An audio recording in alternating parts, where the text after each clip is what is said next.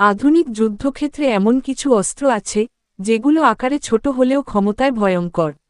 আজ আমরা কথা বলবো ঠিক এমনই একটি অস্ত্র নিয়ে, FIM-92 Stinger missile. Stinger missile হল যুক্তরাষ্ট্রে তৈরি একটি ম্যানপোর্টেবল এয়ার ডিফেন্স সিস্টেম, অর্থাৎ একজন সৈন্য খুব সহজেই কাঁধে বহন করে এই ক্ষেপণাস্ত্র ছুড়তে পারে।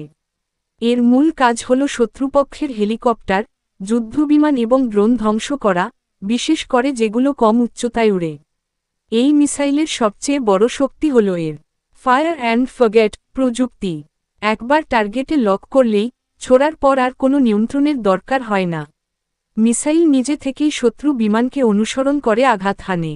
স্টিঙ্গার মিসাইল এর গতি প্রায় ম্যাক 2 এর বেশি, মানে শব্দের গতির দ্বিগুণ গতিতে এটি ছুটে যায়।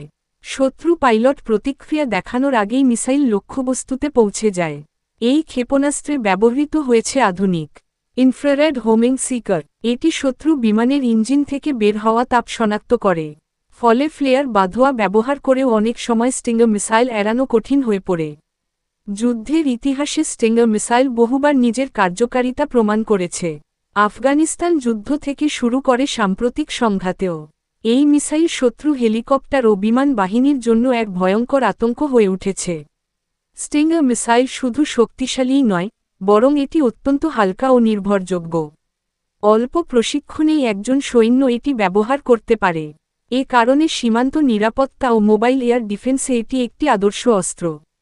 এক কথায় বলতে গেলে স্টিঙ্গার মিসাইল হল আকাশ প্রতিরক্ষার নীরব পাহারাদার, ছোট আকারে লুকিয়ে থাকা এক মারাত্মক শক্তি।